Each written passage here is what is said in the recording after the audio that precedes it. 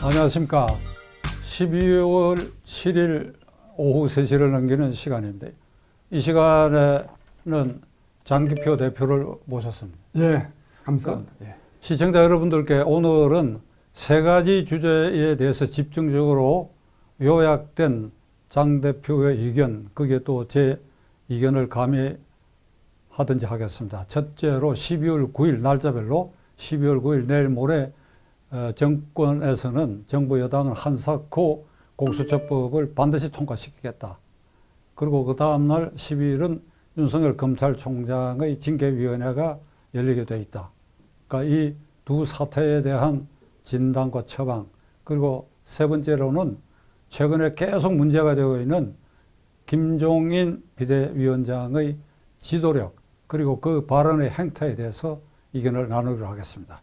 우선 먼저 12월 9일 한사코 정권, 민주당이 이 공수처법을 통과시키려고 하는데, 이 사태에 대해서 어떻게 시청자들에게 이 문제점을 적시할 수 있을 것인가 말씀하시죠. 예, 이 공수처법은 명칭이 뭔가 하면 고위공직자 범죄수사처입니다. 말 그대로 한다면 고위공직자의 범죄를 수사하는 전담기구라고 할 수 있습니다.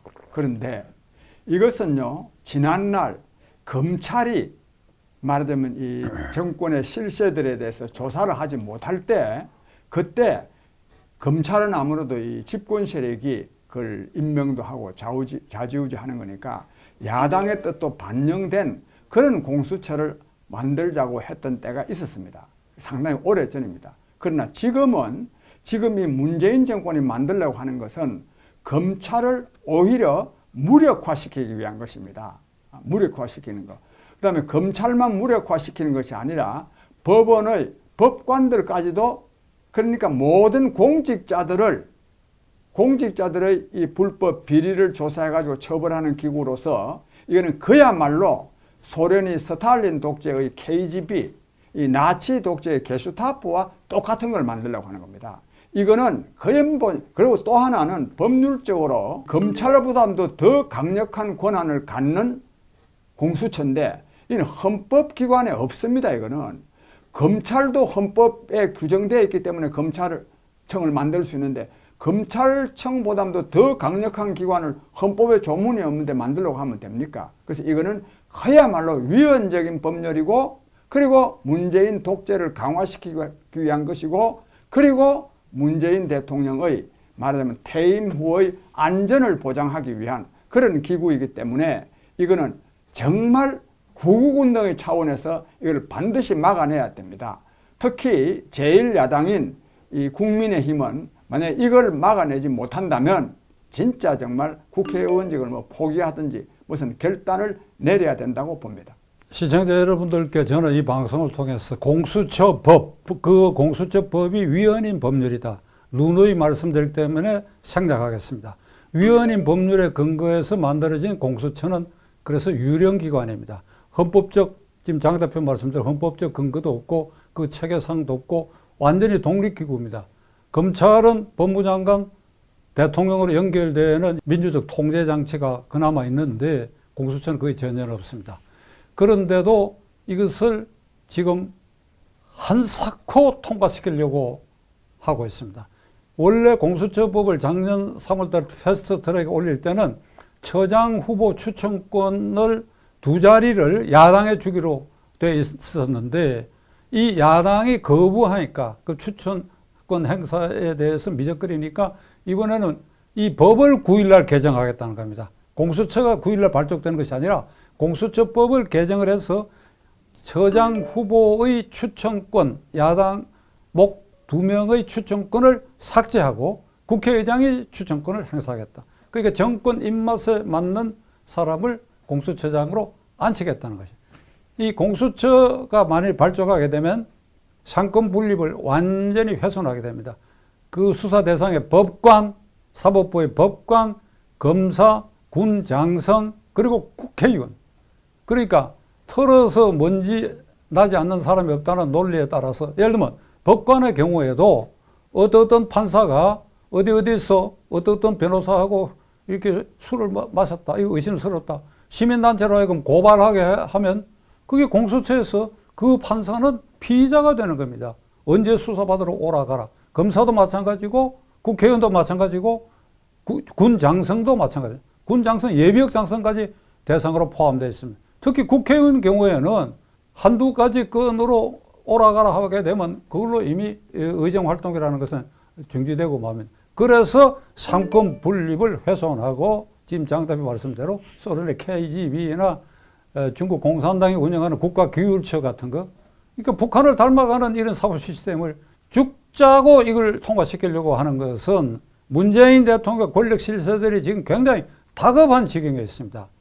문재인 대통령으로서는 당장 원전 수사와 관련해서 그 최종 재감 명령자가 대통령이라고 하는 지금 피의자 선상에 올라 있고, 그리고 뭐 울산시장 부정선거와 일련의 옵티머스 사건 등 이런 모든 권력 실세들이 관련된 이 사건을 몽땅 공수처로 다 이관하겠다는 겁니다. 지금 제일 급한 사람은 저는 이낙연 민주당 대표라고 생각합니다. 며칠 전에 그 측근이 자살했지요. 지금 현재 드러난 혐의는 옵티머스 측으로부터 선관위에서 고발한 무슨 프린터기 59만 원 그 대여료만 물은 것이 아니라 집기 일체 1,000만 원 상당, 그 다음에 여의도 사무실에 보증금까지 물었다 하면 이건 당연히 이낙연 대표도 수사 대상이 되고 있는데 이 지금 제일 급한 것입니다.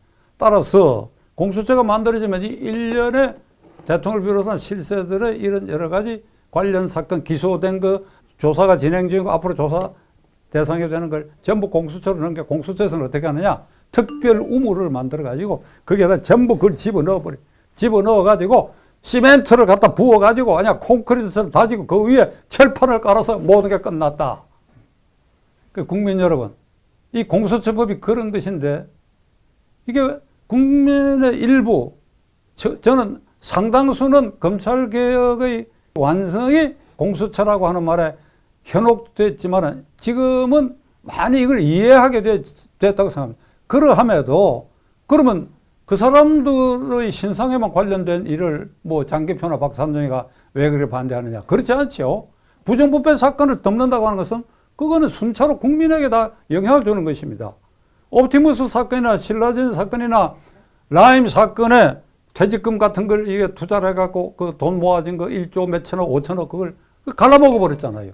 그것만 국민에게 피해를 가는 것이고 지금 이걸 국가 예산으로 메꾸려고 하는 것까지 하니까 직접적으로 국민에게 피해가 오고 사회정의가 뭉그러진다. 이렇게 생각한다면 국민도 분개해서 일어나야지요.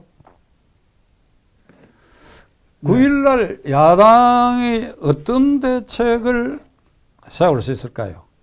정말 이 정권은 진짜 정말 사기 정권입니다. 사기 정권. 왜냐하면 공수처법을 제정할 때는 그 처장 임명하는 데는 야당의 비토권을 주겠다. 그래가지고 그 패스트 트랙에 올린 겁니다. 그래서 이거는 국민의힘만이 아니라 정의당이라든지 다른 야당들도 그때 제정할 때 당시에는 야당에게 비토권을 주겠다 해놓고 야당이 계속 거부를 하니까 그냥 무시하고 새로 법 제정하겠다고 합니다. 국민 여러분, 이거 이제 사기치는 거 아닙니까 이거? 어떻게 정권이 국민이 다 두 눈 뜨고 보고 있는데 이런 사기를 칩니까? 사기를. 이거는 단순히 야당에 대한 무시만이 아니라 저는 국민을 무시하고 모독하는 행위라고 생각합니다. 이거를 국민이 만약 용납하게 되면 다른 것도 다 국민을 무시합니다. 지금 이거 부동산법 같은 것도 24번이나 바꾸고도 안 되니까 또 뭐 똑같은 사람 들여앉혀가지고 계속 또 같은 정책 밀고 나가겠다고 하는 거 아닙니까? 이거는 국민을 무시하고 모독하는 행위입니다. 따라서 공수처법은 야당만이 아니라 국민이 들고 일어나서 저지해야 된다고 생각하고 전 우리 박정영 대표님과 함께 이 공수처 저지를 위해서 저 나름대로 최선을 다할 생각입니다. 지금 이 남은 이틀 동안 그러니까 결국 제도권 안에서 그러니까 국회 안에서 이 법이 다루어지니까 이것을 국민 여망의 등에 업고 제1야당이 이걸 막아줘야 되는데 제1야당이 막을 의지가 있는지 막을 방법은 어떤 것인지 못 막았을 때 어찌 될 것인지 그 장 대표가 생각하시는 게 있으시면. 예, 사실은 이거요. 본래 이 공수처법을 국민의힘에서는 위헌 법률이라고 주장을 했거든요. 그렇다면 사실은 이 공수처장 추천위원회 2명 추천도 본래는 안 하는 것이 야당의 강력한 의지 표명이었습니다. 근데 지금 와가지고 어쨌든 추천을 했습니다. 2명을 추천했는데 이걸 무시하고 법을 만약 다시 개정한다면 이거는 국회의 일당 독재를 의미하기 때문에 야당이 필요 없다는 거 아닙니까? 필요 없으면 야당은 그 국회를 그만둬야 되는 거 아니겠습니까? 저는 그래서 우리 박 대표님이 옛날에 말씀하신 대로 이 공수처를 여당이 강제적으로 만약에 통과시키려고 한다면 야당은 국회를 뛰쳐나와야 된다고 저는 생각합니다. 그래서 국민과 함께 공수처법 저지를 위해서 나서야 된다. 저는 그렇게 봅니다. 지금 이 국민의힘당이 이거 저지할 수 있을 것인가 회의가 드는 것은 김종인 비대위원장이 어제 그저께 이런 말을 하고 있습니다. 그 처음 약속대로 야당 추천권을 준다고 해놔놓고 그걸 무시하면 어떻게 하느냐? 어떻게 하느냐? 끝말이 그겁니다. 그러니까 과거 제가 보아온 군사정권 이래의 이 강성 야당 지도자들 같으면 그걸 그렇게 편안한 이 어휘를 사용해가지고 그렇게 하면 어떻게 하느냐? 아니지요. 미쳤어? 이게 정도야? 우리가 까부술 거야. 뭐 예를 들자면 그러니까 그 강론을 제시해야죠. 저지할 강론을 제시해야지. 아니 우리나라가 신정국가일 것 같으면 야당 지도자가 예를 들면 이란의 호메이니 같으면 그거 처음에 약속했던 것이니까 그대로 해야지 하면 그냥 다 아래로 다 퍼져서 되겠지만은 우리 그런 나라가 아니잖아요. 정권에서 얼마나 제1야당을 만만하게 보겠습니까? 주호영 대표는 조금 한 발 앞섰어요. 이런 무리하게 이 공수처법을 통과시키면 국민 저항에 부딪힐 것이다. 국민 저항에 부딪히게 하기 위해서는 국민의 분노가 있다는 걸 알았다면 그걸 조직화해가지고 그리고 국민이 분기탱천해서 일어날 수 있는 강론을 제시해야 될 거 아니에요.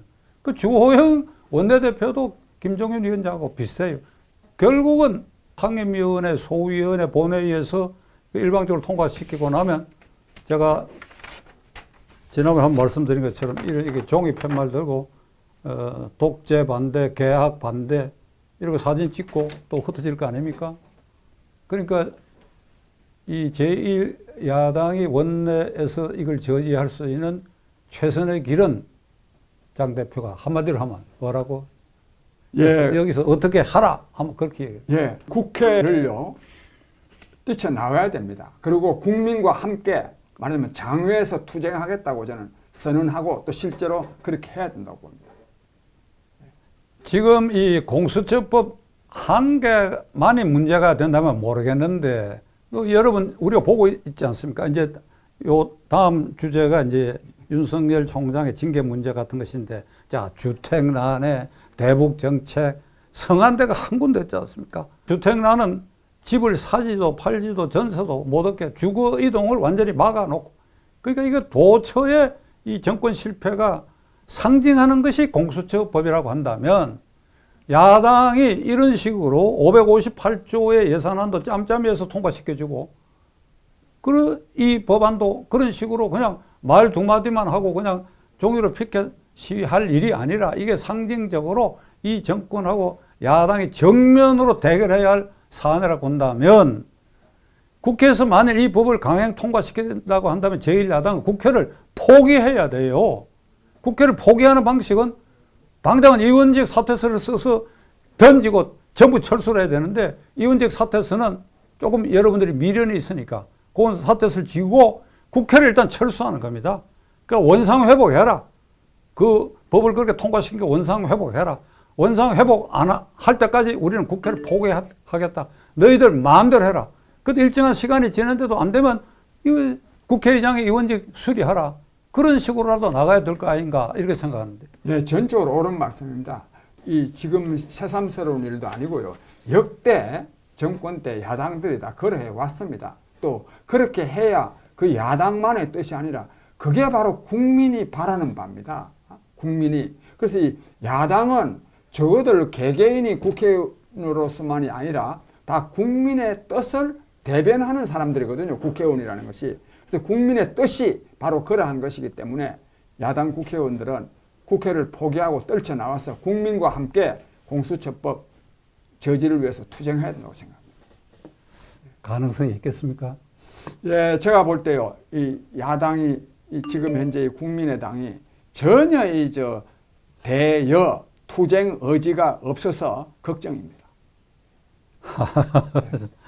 답답한데 이제 12월 12일 징계위원회, 윤석열 총장의 징계위원회가 개최되는데 이 절차상 문제, 징계 사유가 되느냐 하는 문제, 그리고 그 징계 절차의 향후 전개가 어떻게 될는지 예. 그 장 대표 소신을 한번 말씀하십시오. 예, 저는 이 문재인 정권은 이 윤석열 총장 징계를 강행하리라고 봅니다. 말하자면 해임하는 것을 강행하려고 보는데 또 안 할 수도 없게 돼 있어요. 이 사람들 자기들 논리대로 하면. 요 한 일주일쯤 전에 문재인 대통령이 그동안에 말 한마디 안 하고 있다가 공직자는 이 부처나 집단의 이익보다는 공동체의 이익을 우선해야 된다. 이렇게 말했거든요. 이 말은 즉 윤석열 총장 징계 문제와 관련된 말입니다. 즉 검사들의 이 집단적인 저항에 대해서 그래 하면 안 된다고 말했고, 이것은 문재인 대통령 자신이 말하면 윤석열 총장은 해임해야 된다. 문재인 대통령이 공개적으로 표명은 안 했지만 그 윤석열 총장을 해임하고자 하는 뜻은 여러 차례에 걸쳐서 이미 표명한 바가 있습니다. 있는데 그러나 저는요, 윤석열 총장을 해임하면 왜 해임하려 하느냐 하면 다른 여러 가지 이유도 있지만 문재인 대통령의 불법과 부패로 말미암은 신변 안전을 위한 것이 저는 주된 이유라고 생각합니다. 그러면 윤석열 총장을 그러면 해임하면 문재인 대통령의 신변은 안전해질 것인가? 저는 그렇게 보지 않습니다. 이번에 59개 검찰청 가운데 전 검사들입니다. 즉 이성윤 서울지검장과 몇몇 검찰 간부 빼고는 전부가 다가 반대했습니다. 여기다가 또 이 정권의 엄청난 압박에도 불구하고 이 서울행정법원의 조미연 부장판사가 이 윤석열 총장을 말하자면 직무배제하는 것은 검찰의 독립성과 중립성을 위반하는 것이기 때문에 이 직무배제는 옳지 않다 그래가지고 법률적으로는 인용이라 그러는데, 즉 윤석열 총장의 손을 들어주었습니다. 이건 뭘 말하느냐? 이분들이 즉 이 검사나 판사가 말하자면 윤석열 총장에 대한 직무배제, 징계위원회 해부가 불법적이고 부당하기 때문이기도 하지만, 그러나 저는 그보다 더 중요한 것은 문재인 정권에 대한 국민의 분노를 저는 이 법원에서 저는 대변하고 있다고 생각합니다. 그런 점에서 이 문재인 정권은 윤석열 총장을 해임하겠지만 그로 말미암은 후폭풍이 즉 국민적 폭풍이 너무나 세서 정권 유지 자체가 어려워지는 길로 저는 다가서리라고 생각합니다. 제가 장 대표 말씀에 두 가지만 보태겠습니다. 우선 징계 사유가 없다, 성립하지 않는다. 그건 이 서울행정법원에서 직무배제 정지 결정을 내린 그 결정문에 직무배제도 옳지 않고 징계 사유가 될 만한 것도 없다. 이거 법원의 1차적 판단이 이미 나왔기 때문에 징계 사유가 없다. 둘째로는 이 절차상 굉장히 문제가 있고 위헌적 요소를 띠고 있다. 지금 검사징계법은 일반 검사에 대한 징계 사유가 있을 때는 검찰총장이 법무부 장관이 위원장인 검사징계위원회에 회부를 하는데, 검찰총장의 경우에는 법무장관이 징계위에 회부합니다. 그러면 그 경우에 그 징계위원회는 객관적이고 중립적으로 구성돼야 되는데, 이번에 이 경우는 공석인 징계위원 자리, 징계위원은 상설기구니까 공석인 징계위원 자리 6명 중에 당연직으로 이용구라는 사람을 법무차관에 안착가 시켰고, 이용구 씨는 이미 월성 1호기 중지 사건과 관계해가지고 백운규 전 산업통상부 장관의 변호인이었어요. 그러면 그게 윤석열 총장을 제거해야 한다는 그 심정적 요소를 갖고 있는 사람을 법무차관에 임명하고 그 징계를 사실상 주도하고 있다 하는 거. 그러니까 이런 것이 절차상 이게 위헌이다. 검찰총장에 대한 징계위는 별도로 객관적인 징계위 추천 기구가 있어서 그래서 그 추천을 해서 그에서 심의를 맡기는 것이 문재인 대통령이 말한 장 대표가 지금 인용하신 객관성과 공정성과 독립성이 유지될 것이다. 그래서 헌법재판소에 윤 총장이 이 법은 위헌이다. 그리고 구성도 위헌이라고 해서 제소했고 가처분 신청까지 했기 때문에 위헌인 절차에 따라서 시비를 진행할 것인가. 그런데도 계속 강행하면 지금 장 대표 말씀대로 벼락 맞을 일이지요. 네, 한마디로요.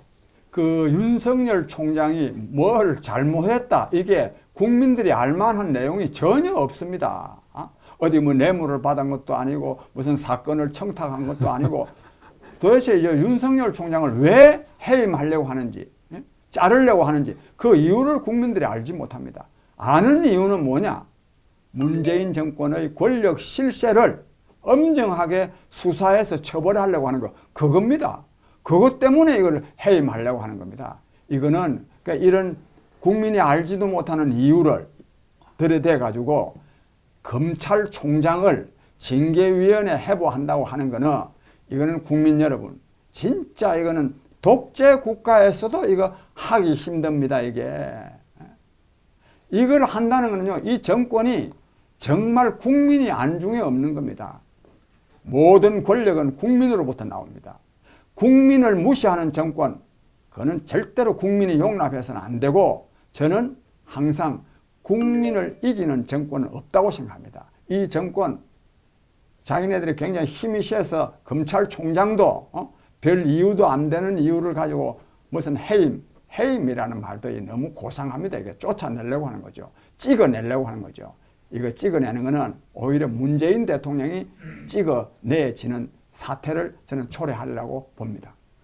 법무장관에 대한 징계를 규정한 절차가 있다고 한다면 추미애 장관은 수십 번 징계위에 회부될 만한 잘못을 저지르고 있죠. 어제 오늘 어떤 평론가가 이런 얘기를 했던데 79년 전두환 신군부가 12.12 사태를 일으키는 것하고 거의 비슷한 일이다.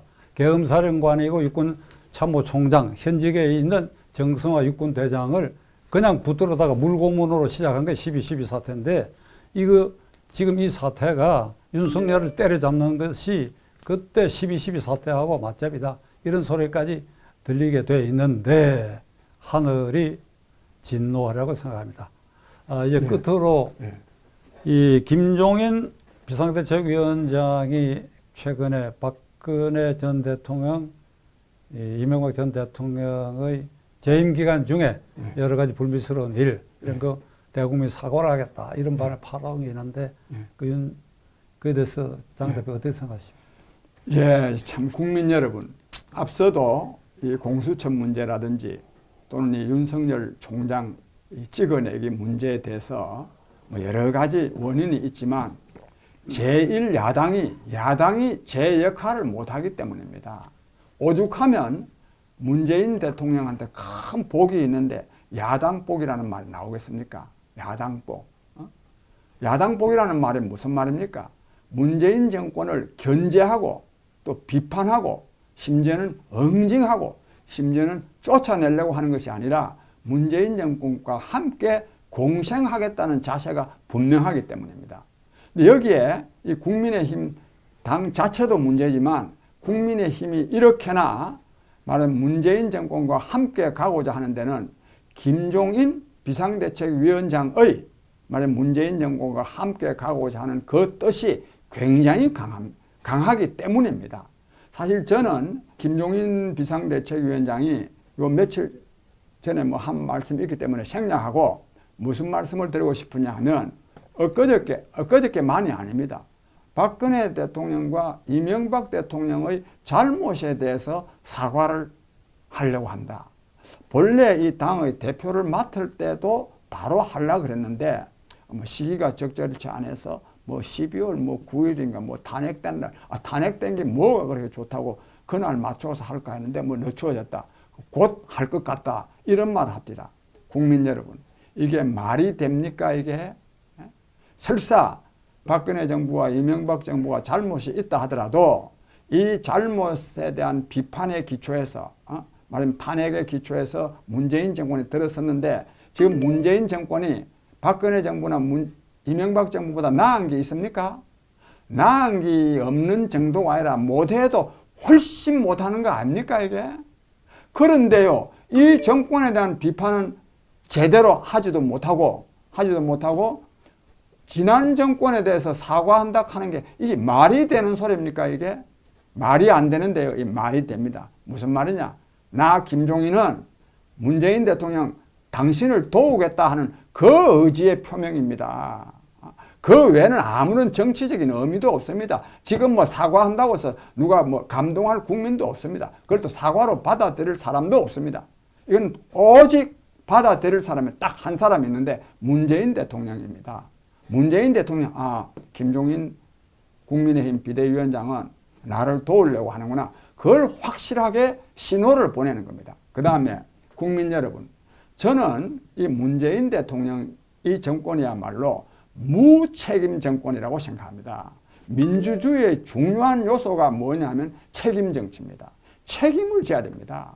책임은 자기가 꼭 잘못했을 때만은 책임이 아니라 그 정부가 잘못했을 때는 고위 관리, 특히 대통령이 책임을 져야 되는데 이 정권은 책임 안 집니다. 그럼에도 불구하고 문재인 대통령이요, 지난 정권에 대한 정권의 잘못에 대해서는 온갖 군데 가서 사과했습니다. 70년 전에 있었던 4.3 항쟁에 대해서 이미 노무현 대통령 다 사과했는데도 또 거기 가서 사과합니다. 세월호에 대해서 또 사과합니다. 온갖 뭐에 대해서 문재인 대통령은 사과를 많이 했지만 또 그 다음에 또 뭐 검찰총장 시기 가지고 또 뭐 박종철 군 아버지한테도 가서 사과도 하고 말이에요. 이 정권은요, 지난 정권의 잘못에 대해서는 사과를 많이 하지만 자기네들이 잘못한 데 대해서는 사과를 하지 않습니다. 그동안에 사과해야 될 일이 얼마나 많이 있었습니까? 사과하지 않습니다. 저는 이번에 김종인 씨가 이 박근혜 정부와 문재인 정부에 사과를 하겠다는 것을 보고 문재인 대통령하고 똑같은 행태를 보이려고 하는 거라고 생각하고, 또 문재인 대통령이 지난 정권에 대해서는 사과하고 자기 정권이 잘못에 대해서는 사과하지 않은 데 대한 아무런 문제의식을 느끼기는커녕, 즉 비판적 문제의식을 느끼기는커녕 오히려요 문재인 대통령을 닮아가려고 합니다. 닮아가고 있습니다. 국민 여러분, 이런 사람이 제1야당의 대표를 해가지고 이 문재인 정권을 끝장낼 수 있습니까? 또 설사 끝장은 못 낸다 하더라도 문재인 정권의 실정을 바로잡을 수가 있겠습니까? 국민 여러분, 아까도 말씀드렸지만 야당도 다 국민이 있기 때문에 야당이 있습니다. 우리 국민의힘 엄청나게 못났습니다. 그러나 이것을 바로잡아야 될 사람들이 저는 간절하게 호소하는데 국민 여러분입니다. 특히 우리 박찬종 TV를 시청하시는 우리 시청자 여러분, 국민 여러분, 야당이 좀 제대로 설 수 있도록 하는데 우리 시청자 여러분, 국민 여러분들께서 적극 좀 나서 주시기를 바라고 거듭 말씀드렸는데, 이 김종인 씨 같은 사람이 야당 대표 해가지고는 걸림돌만 됩니다. 문재인 정권을 끝장내는데 방해만 될 뿐입니다. 이런 방해를 우리가 왜 그대로 두어야 되겠습니까? 저는 이 말씀을 꼭 드리고 싶습니다. 김종인 위원장이 사과와 관련해서 할 말이 있다면 박근혜 대통령은 아직 형이 확정도 안 됐고 이제 이명박 대통령 그 두 분의 시정의 잘못된 점을 자기가 야당 대표로 사과하겠다. 그 사과는 지금 할 시기도 아니고 그 본인은 자격이 없습니다. 사과와 관련돼서는 문재인 정권을 탄생시킨 훈 1등 공신이 김종인 씨 아닙니까? 그러니까 이런 정권을 탄생시켰다. 그리고 자신이 공수처법 그 나무랐잖아요. 그러면 문재인 대통령에게 사과를 요구해야지요. 문재인 대통령에게 사과를 요구해야지요. 오늘 이렇게 장 대표 나와주셔서 감사합니다. 그런데 한마디에 제가 보태겠는데요. 문재인 대통령에게 사과도 요구해야 되지만 이 김종인 씨는 문재인 씨를 대통령 만드는데 1등 공신이었습니다. 1등 공신이었는데 그때 사실 문재인 씨가 대통령 되리라고는 되지 않으리라는 생각이 아주 팽배했었습니다. 근데 김종인 씨가 그 비대위원장을 그랬으면은 뭐 그렇다고 해서 자기가 다 책임져야 될 일은 아니지만 굳이 사과를 한다면 정말 내가 그때 판단을 잘못해가지고 저 문재인 씨 대통령 되는데 상당한 기여를 했다. 이거를 사과를 해야 되고 그다음 한마디 더 덧붙이는데요. 사과라는 것은 언제라도 진정성이 있어야 됩니다. 진정성이 있으려고 그러면 당사자가 사과를 해야 됩니다. 당사자가 아니 박근혜 정부와 이명박 정부의 잘못에 대해서 사과를 하려고 그러면 박근혜 전 대통령이나 이명박 전 대통령이 사과를 해야 되지. 김종인 씨가 왜 사과합니까? 박근혜 정부, 이명박 정부 잘못과 관련해서 김종인 씨가 무슨 관련이 있습니까? 전혀 엉뚱한 일을 하고 있습니다. 그렇기 때문에 아까 제가 말씀드린 대로 이것은 문재인 대통령에 대한 신호밖에 아닙니다. 이거는 즉 문재인 대통령 당신 여러 가지로 뭐 잘못하는 점이 있지만 나는 당신을 열심히 도울 테니까 우리 함께 갑시다. 이런 신호라고 생각합니다. 이런 신호 절대로 저는 용납해서는 안 된다고 생각합니다. 네, 감사합니다. 예.